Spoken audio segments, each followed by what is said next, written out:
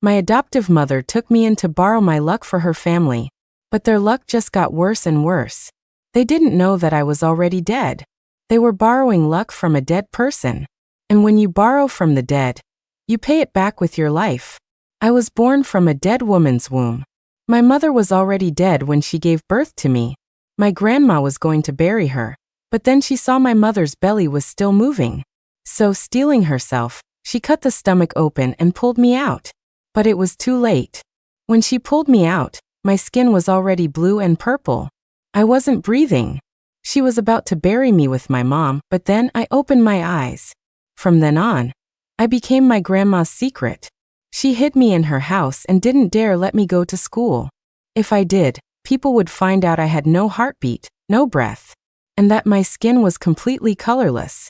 Growing up, I always slept in a coffin. When people came to visit, Grandma wouldn't let me out. I hid like that in my grandma's little house for over 10 years. Even though I never went to school, Grandma taught me how to read. She often let me watch TV to learn about the outside world. When I was with her, I felt just like any other kid. But the older I got, the more withered my grandma became. She was only in her 60s, but she looked like she was 80. I thought my life with Grandma would just go on peacefully. But one day, 2 unwelcome guests arrived. They both had the same pale, bluish-white complexion as me. Their faces were blurry and indistinct, and they were dressed in black and white clothes. Both of them held chains in their hands. The one in black saw my grandma and let out a sharp, androgynous shriek. "Old Lady Wang, how dare you hide her for so long? You kept her in a coffin and used your magic to hide her soul, so we couldn't find her. Mrs. Wang, don't you know she was a child born of death? You have committed a grave sin." The voice of the one in black made my head buzz, like a steel needle was churning inside my brain. The chains glowed with a searing heat, and I cowered behind my grandma, trembling. The one in white sighed. His voice was also impossible to place as male or female. "Mrs. Wang, why do this?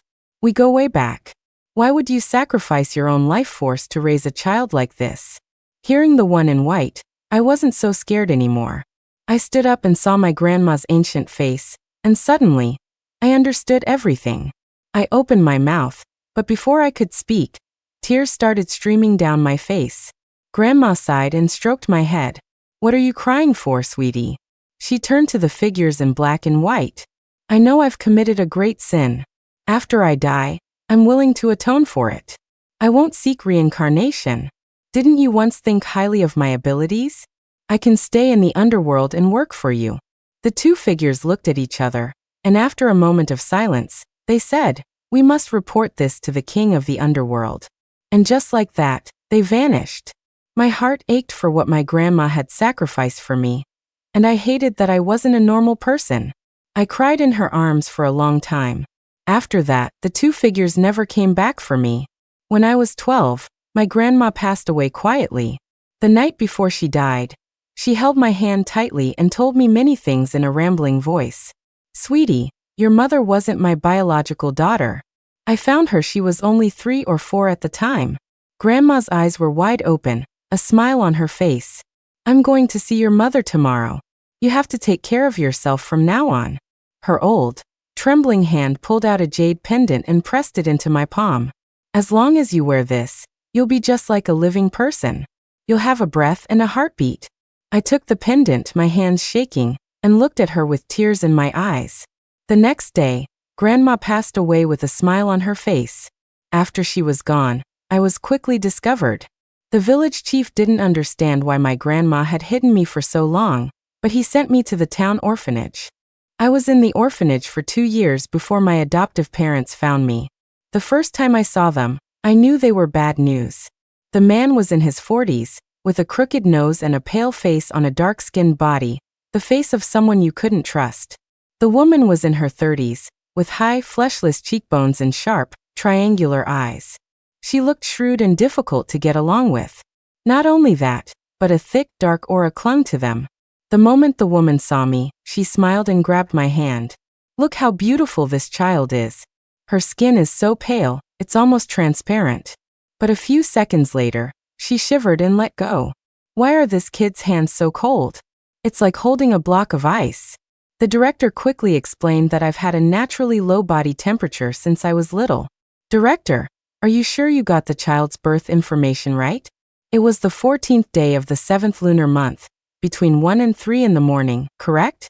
My adoptive father asked eagerly. The director paused, then nodded. The papers her grandmother left did indeed state that time. My adoptive father kept nodding and saying good, anxious to take me away.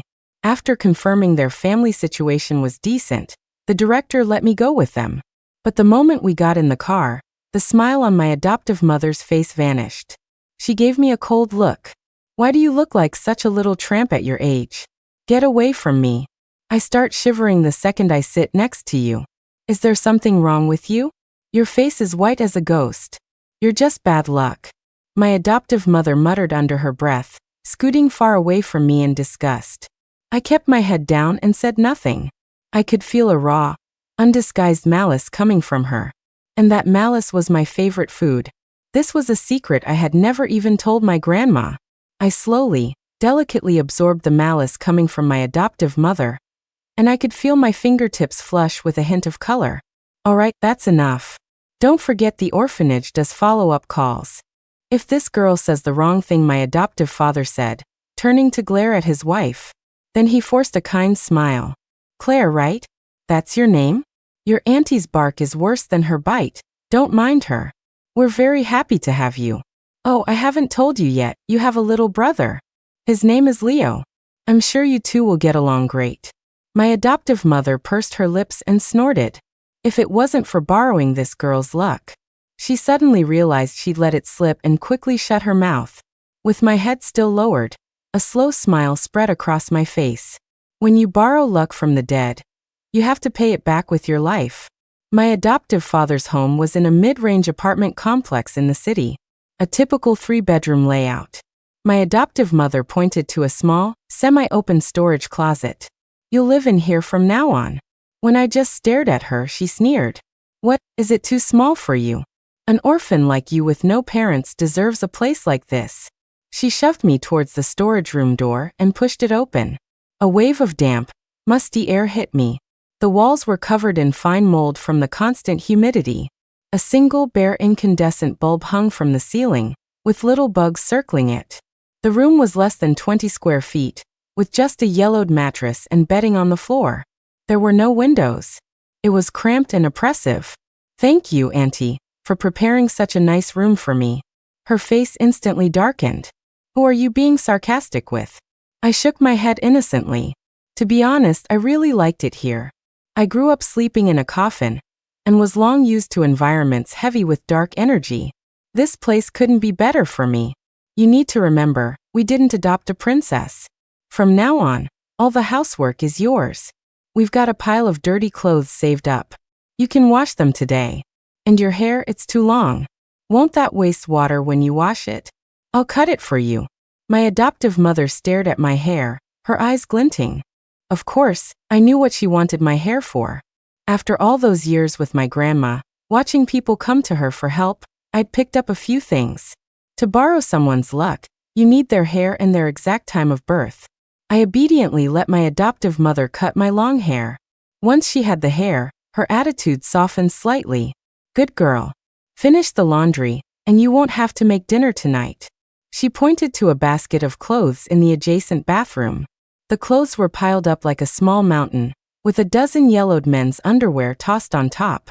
And right next to it sat a perfectly good washing machine. What are you waiting for? Get to it, she said, giving me a shove. But she didn't know that clothes touched by a dead person would bring terrible luck to whoever wore them. I obediently sat on a small stool and started washing the clothes. Finally satisfied, my adoptive mother walked away. But she hadn't gotten far before I heard her scream. I peeked out and saw her on the floor, clutching her bleeding forehead and moaning in pain. My adoptive father rushed over to help her up, grumbling, "How could you be so careless?" Apparently, she had slipped and fallen after just a few steps. Her head had hit the sharp corner of a table. The gash on her head was pretty deep, and blood wouldn't stop flowing. She hissed in pain. Left with no choice, my adoptive father had to take her to the hospital. When they came back, he was furious and cursing. Hospitals are so damn expensive now. That costs thousands of dollars. It's all your fault for being so clumsy, you idiot. We're already drowning in debt, and you can't even give me a break. My adoptive mother muttered quietly, but don't we have a new source of luck now? He quickly covered her mouth. Keep it down. What if the girl hears and runs away? It's not easy to find someone with a birth chart that matches our needs. We just got lucky last time when my friend's daughter happened to be born at the right time. My hearing is several times better than a living person's. I can hear sounds from dozens of feet away. So even though they were whispering, I heard every word clearly. It turned out my adoptive parents used to be dirt poor. They had their fortunes told many times, and every fortune teller said they were fated to have no wealth, neither earned nor from windfalls. They were destined to be broke and unlucky their whole lives. But my adoptive father refused to accept it. After asking around, he found the sinister method of borrowing luck. By a stroke of luck, he learned the birth details of his friend's newborn daughter and, with evil intentions, stole the baby's fortune. In just 2 years, he went from a pauper to a member of the middle class. But the baby girl, her luck completely drained, died of an illness 2 years later. Before she died, she suffered from constant pain, but my adoptive parents never once visited her. With his source of luck gone, my adoptive father's company started failing again, and he racked up a huge amount of debt. That's why they searched far and wide for an orphan with the right birth date to adopt, and how they found me. I obediently washed the clothes, a slow smile creeping across my lips. Before my grandma died, she told me that I was an affront to the natural order, so I couldn't do bad things or hurt people randomly. But if I met people who had done truly terrible things, I was allowed to punish them. My adoptive mother walked over. Seeing me quietly washing clothes, she said, "That's more like it." But before she could finish, she slipped again, and her entire head plunged into the toilet. She struggled to her feet, her face a mask of pure rage. Seeing me staring at her, she exploded. "What are you looking at? I'll gouge out those slutty eyes of yours. Auntie, your toilet isn't very clean. Look, you've got a stringy mushroom hanging from your head." I reminded her with sincere concern. She shrieked and rushed to wash her face. But she didn't know that the bad luck for her family was just getting started. I was going to make them spit out every last drop of luck they had ever stolen. That evening, my adoptive mother's son, Leo, came home from school. He was short but very fat. His face was dark and greasy. Even though he was only about 10, he had a maturity that didn't fit his age. The moment he saw me, he stared at me lecherously, not even asking why his mom's forehead was bandaged. "Mom, is this the sister you got for me from the orphanage?" Leo's eyes darted around, lingering on my chest for several seconds. My adoptive mother seemed to dote on him. She nodded and said, "Leo, Mom made your favorite, pork knuckles. Eat up while they're hot." Leo cheered and, without even washing his hands, went straight to the table, grabbed a pork knuckle, and started gnawing on it. I was about to reach for one myself when my adoptive mother slapped the back of my hand hard. She hit me with such force that my hand quickly turned red. "What are you eating? Why would a girl eat meat? Let me tell you, the meat is saved for the men of the house. Men are the ones who do important things in the future." Leo finished gnawing on the pork knuckle, then grinned and held it out to me. "Here sis, I'll treat you."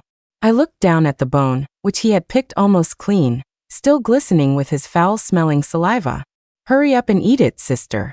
Mom says women can only eat men's leftovers," Leo said, full of self-righteousness. But a moment later, his face suddenly turned red, and he clutched his throat, sputtering. "Honey, Leo's choking." My adoptive mother screamed in terror. My adoptive father was terrified too and quickly started patting Leo's back. Leo's face had turned the color of liver, his eyes bulging wide. My adoptive mother was so panicked she started crying. My adoptive father patted him for a long time before Leo finally let out a gasp. A piece of meat shot out of his mouth. Having survived his close call, Leo lost all his earlier arrogance and began to wail in fear. Watching their chaotic scramble, I smiled. But dinner only got worse for Leo. He choked on his soup. He bit his own tongue while eating vegetables, actually biting off a small piece of flesh. Leo howled in pain, his mouth bleeding uncontrollably. My adoptive parents had to rush him to the hospital again. When they returned, my adoptive father's face was terrifyingly dark. That was another $3,000. All right, just stop. It's not like your son did it on purpose, my adoptive mother said, comforting Leo. Besides, tonight we're going to borrow that girl, she whispered, and my adoptive father's brow finally relaxed. At midnight, I heard my adoptive parents' voices in the living room. I pushed the storage room door open just a crack. My adoptive father and mother were sitting cross-legged on the floor. In front of them was a red bowl. My adoptive mother lit my hair with a lighter. It quickly burned to ash and fell into the bowl. I watched this unfold with cold eyes and blew a soft breath towards the living room. My adoptive mother shivered violently. James, why is it so cold tonight? Her breath came out as a white mist.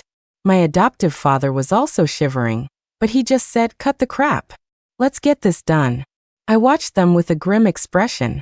I had absorbed a great deal of malice from their family, and in a short time, my powers had grown stronger. Not daring to delay, my adoptive mother took out a yellow paper talisman. She bit her finger and squeezed out blood to write some cryptic symbols on it. Then she burned the talisman as well. Finally, my adoptive father poured clear water into the bowl. He and my adoptive mother picked it up and each took a large gulp. I smiled a silent, wide grin. That was a dead person's belonging.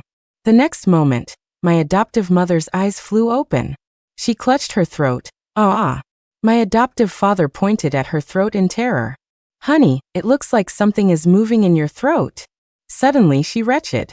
Countless long, thin white worms poured out of her mouth. The worms wriggled on the floor, leaving behind a sticky fluid. My adoptive mother's face went white with terror, and she screamed, why are these things in my mouth? My adoptive father frantically tried to stomp on the worms. He crushed them quickly, and they bled profusely. As the blood flowed, it slowly began to form a human face. My adoptive father stared at it, and his whole body seemed to freeze. It was the face of the baby girl they had killed. My adoptive father and mother collapsed to the floor in terror. But just as quickly, the worms and the blood on the floor vanished, as if none of it had ever existed. Honey, that was just a hallucination, right? I saw my adoptive father swallow hard. My adoptive mother's face was ashen. It must have been. I smiled. It wasn't a hallucination. It was my power. I could make people see their deepest fears. I quietly closed the door. But I was sure that tonight, their sleep would be filled with terror. Sure enough, the next morning, I saw my adoptive mother stumble out, looking unsteady. Her face was dark and sallow, completely drained of the color from the day before. My adoptive father looked just as bad, his face as white as a sheet of paper. They must have had terrible nightmares. Leo pointed at his parents and laughed. Your faces look as bad as the dead people I saw at the funeral home. My adoptive father, furious, was about to hit him but was stopped by his wife. Leo's just a kid. What does he know? She said weakly. But when she saw me, her face immediately hardened.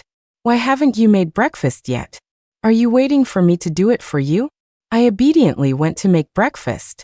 After all, if they ate food made by a dead person, their bad luck would come even faster. While I was cooking, Leo came to bother me on purpose. First, he deliberately touched my butt.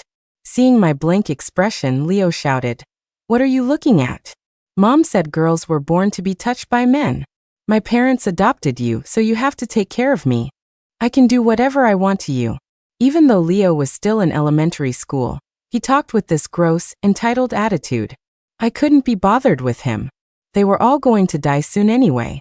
When Leo saw I wasn't reacting, he snatched the frying pan I was using for eggs. He lifted it and flung the contents at my face. The sizzling hot, oily egg landed on my face. Blisters quickly formed from the burn. Leo felt no guilt. Instead, he just laughed. That's what you get for ignoring me. My adoptive father and mother rushed over. Worried I would run away, my adoptive father immediately started yelling at Leo. My adoptive mother shielded Leo behind her. So what if Leo was just being a little playful? Besides, Claire just got a little burn. What's the big deal? Leo hid behind his mother and made an ugly face at me. I stared right at him. My gaze seemed to unnerve him, and he quickly lowered his head. My adoptive father didn't want to spend money taking me to the hospital, so he just bandaged me up himself. As he was treating the wound, he said, "Claire, don't be mad at your brother. He was just playing around with you." I shook my head. I'm not mad at him. Why would I be mad at someone who was going to die soon? Besides, I couldn't feel pain anyway. I could now control how quickly my wounds healed. If I wanted to, my wound could heal instantly. My adoptive father said cheerfully, "How about I bring you back a piece of cake after I get off work?" He was trying to appease me. Seeing me nod, the smile on his face deepened. That night, my adoptive father came home, but he came back with a dark expression. Leo was screaming for cake. For the first time ever, my adoptive father yelled at him. "What are you yelling about? The company is about to go bankrupt, and you want cake." Leo was stunned into silence. My adoptive mother quickly said, "Why are you yelling at the child?" My adoptive father's face was grim. "I went to the office today, and that bastard manager Sue skipped town with the money. He transferred all the company's remaining cash," he said through gritted teeth. My adoptive mother finally understood the severity of the situation and blurted out, "How is that possible? We borrowed her luck last night." My adoptive father shot her a glare and she shut her mouth. He sank onto the sofa, exhausted, and rubbed his temples. I was hoping to use that money to hold on for a while. It looks like the company's not going to make it. He glanced at me and said to his wife in a low voice, "Maybe the luck hasn't kicked in yet. Don't be too impatient." She nodded, then ordered me to go wash their dirty clothes. Leo followed me to the bathroom. Right in front of me, he pulled down his pants, then threw his underwear in front of me with a sleazy grin. "Wash it well. Mom says this is what women are for." I grinned back at him. Seeing that I wasn't angry at all, Leo thought I was a total pushover. His eyes darted around, and then he started peeing into my laundry basin. My smile vanished. My eyes were slowly consumed by blackness. The next second, the light overhead flickered with a crackle and went out. Then a crash. The light bulb shattered. The falling shards of glass landed perfectly in Leo's crotch. Leo let out a scream like a pig being slaughtered. When my adoptive father and mother ran over, they were stunned for a second. Leo was unconscious on the floor, his private area a bloody mess. My adoptive mother shrieked and nearly fainted. They didn't have time to think. They picked up Leo and were about to run downstairs. But when they opened the door, they were blocked by several large men. "James Wong, you owe my boss a lot of money. When are you going to pay up?" the leader said with a cold smile, holding a long machete. My adoptive father was desperate, sweating profusely. "Lynn, please, I'll pay you back right away. I'm begging you, just let me take my son to the hospital first," he pleaded, on the verge of kneeling. The man named Lynn glanced at Leo's bloody crotch and laughed along with his men. "Well, James, looks like your son's going to be a eunuch." The veins on my adoptive father's forehead bulged with anger, but he forced himself to keep begging them to let him go to the hospital. My adoptive mother was crying and screaming hysterically. Annoyed, the leader gave his men a look. They immediately grabbed my adoptive mother and pinned her to the floor. That finally scared her into begging for mercy. "Lynn, I have a very pretty little girl in the house, I just adopted her. Can we use her to pay off the debt?" The man frowned at me, then kicked her hard in the head. "What kind of person do you think I am? I may have killed people, but I would never touch a little girl like her." The kick made my adoptive mother see stars, and her nose started bleeding. "Lynn, give me 1 week. I'll definitely have the money in 1 week," my adoptive father shouted. The man sneered. "That's what you said last time. Besides, I heard today that what little money your company had was stolen. You're broke now. What are you going to pay me back with? You're trying to fool me." Seeing Leo bleeding more and more, my adoptive father got desperate. He leaned in close to the leader's ear and whispered, "That girl's fate is very good, her luck is strong. I brought her back to absorb her luck. Don't worry, I already borrowed her luck yesterday. The money will start rolling in soon. When it does, I'll pay you back double." An arrogant smirk touched my adoptive father's lips, but the next second he was punched square in the face. "Are you fucking with me?" I watched from inside, finding it all quite interesting. I even brought over a small stool and started munching on sunflower seeds. My adoptive father was beaten black and blue, losing a few teeth. Finally, the leader chopped off one of his fingers and warned him to pay up within a week before leaving. My adoptive father screamed in agony, and I finished my whole bag of sunflower seeds. But he ignored his own pain, grabbed Leo, and ran to the hospital. Just then, I slowly walked out of the room. I saw a black car parked downstairs, a fancy-looking one. The big, tough men were bowing and scraping to the person in the car, all their earlier ferocity gone. The car window slowly rolled down. I saw an incredibly handsome face. The boy looked about 16 or 17, with perfect features, but he was extremely thin. Our eyes met. When the boy saw me, his eyes flickered slightly. But soon the car drove away. When my adoptive father and mother came back that night, their faces were ashen, like two corpses. It turned out that because Leo had lost so much blood for so long, the area couldn't be saved. The doctor recommended amputation. When my adoptive mother saw me, she grabbed my hair, crazed. "It's all because of you. You little bitch. My son was hurt because of you. Why didn't you bring us any good luck? Why aren't you sick yet?" She grabbed my head and slammed it against the wall, again and again. Soon, my blood stained the wall red. I didn't make a sound. Not until my head was bashed into a concave dent did my adoptive father finally stop her. "That's enough." My adoptive mother sat down, panting. I let the blood drip from my forehead, staining my vision red, and continued to stare at them without a word. My pupils were unnaturally black, taking up most of the whites of my eyes. I pointed at my adoptive mother, then turned my head stiffly towards my adoptive father. "Uncle, what did Auntie mean?" My stare terrified him so much he trembled and couldn't speak for a long moment. "Last night, I saw you burn my hair," I said slowly. The blood flowed more heavily from my forehead, the wound a terrifying, jagged mess. "What were you doing?" I walked slowly towards them.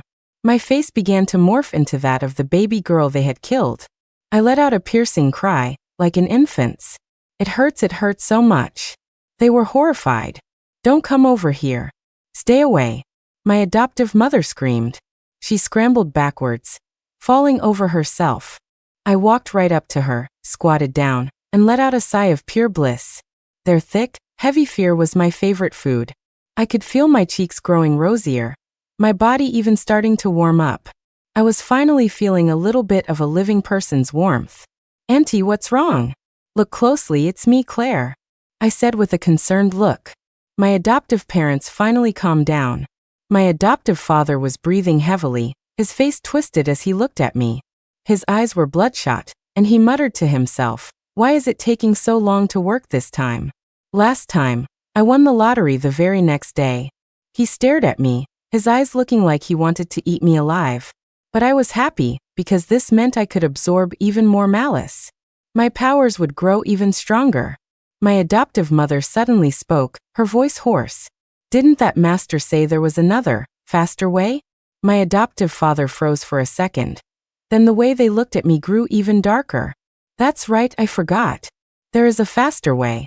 The look on their faces was terrifying, like wild beasts. They tied me up.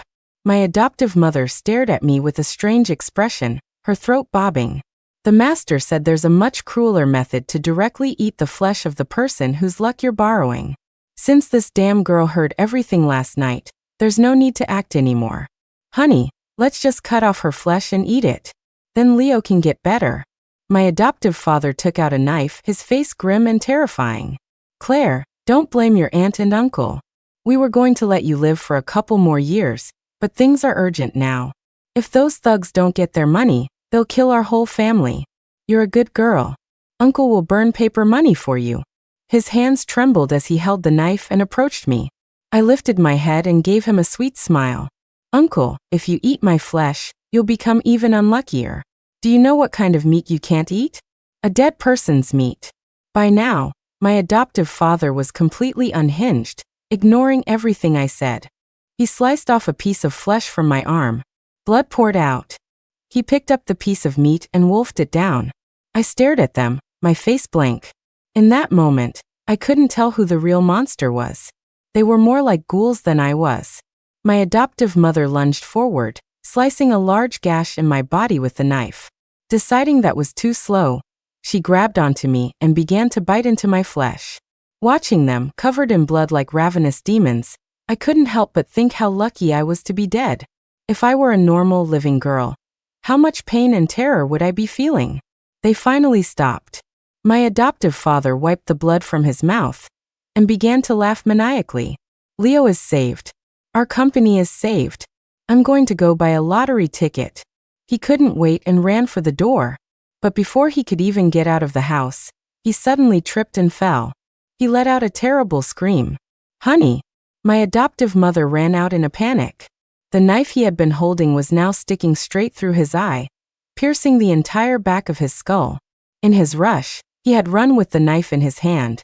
When he tripped, the knife had naturally plunged into his eye. My adoptive mother started sobbing, wanting to take him to the hospital. But his lips moved, spitting out a few bubbles of blood. And then he was gone. I smiled, my wounds already beginning to heal. I told you, if you eat the flesh of the dead, you pay with your life. Do you know why you couldn't borrow any luck from me? Because I was already dead to begin with. When you borrow luck from the dead, you pay it back with your life. My adoptive mother stared at me in disbelief. Her eyes widened as she saw my healing wounds. Her expression quickly twisted into one of vicious hatred, and she lunged at me. But before she could reach me, the chandelier overhead suddenly fell, crashing down on her head. She collapsed to the floor in a pool of blood, barely breathing. I squatted down beside her and poked her. Your phone is ringing. I think it's the hospital. Should I get it for you? She couldn't speak. I kindly answered the phone and put it on speaker. Mrs. Sue, this is terrible. Leo suddenly developed a post-op infection. He's passed away. You need to come to the hospital right away. My adoptive mother's eyes shot wide open, but a second later, they went dim forever. They had finally paid for their evil deeds with their lives. I shook my head and was about to head back to the orphanage when someone kicked the door open. It was the group of thugs. The one called Lynn saw the gruesome scene and quickly asked, Little girl, are you okay? They didn't do anything to you, did they? He scratched his head. I knew they were bad people, so I made a point to tell my boss. I didn't want you to stay in a place like this. Behind him walked the boy I had seen that afternoon. He was tall and slender, almost as tall as Lynn. But his body seemed much frilier. A dark aura also clung to the boy, but it was different from the one I saw on my adoptive father. Before he could even speak, he started coughing. A few specks of red dotted his pale face. You give me a very special feeling. The boy walked towards me and held out his hand. I noticed his fingers were also long and slender, with beautifully defined knuckles. My name is Julian. Will you come with me, Claire? I didn't sense any malice from him. I was hesitating, but he grabbed my hand. Julian's hand was almost as cold as mine. The dark aura on his body was flowing from his hand into me, bit by bit. I didn't know what this dark energy was, but it was making me stronger. The way I looked at him changed. This guy was a real jackpot. Lynn scratched his head and smiled at me. Our young master has been an unlucky charm since he was a kid. He nearly chokes to death drinking water, gets kidnapped 100 times just walking down the street, gets into car accidents, and is constantly sick. But today he insisted on coming over in the car. He scared the hell out of us. We were afraid he'd just croak in the car on the way here. Julian shot Lynn a cold look. Lynn immediately shut up. But he couldn't help but add, but today, the young master was perfectly fine. Not only did he not choke on his water, but there were no car accidents, he didn't step in crap, and he didn't accidentally drown in the shower. I think his change has something to do with you, little girl. After saying that, Lynn and his men actually knelt before me. Please save our young master. His parents have hired countless masters, and they all determined that he won't live past 20. Even wearing Lucky Charms is useless. Julian looked at me, his face blank, and said nothing. Of course I was willing. I nodded. I'm willing. And so I left with Julian. In the car, I stared at Julian's profile. I suddenly realized the dark aura on his body wasn't evenly distributed. It was thick in some places and thin in others. The area around his neck was one of the thickest spots. Another spot was his lips. But Grandma taught me that you can't just go around kissing people. I didn't know why, but whatever Grandma said was right. I frowned, troubled, and finally just pressed my face against his neck. Julian jerked away as if electrocuted. What are you doing? He looked at me coolly, but the tips of his ears had turned a little red. I had gotten some more of his dark aura, and was licking my lips in satisfaction. It wasn't until much later that I learned Julian's dark aura wasn't natural, but that someone had deliberately cursed him. But that's a story for another time. For now, I was about to start my new life at the Shin family's house. The end.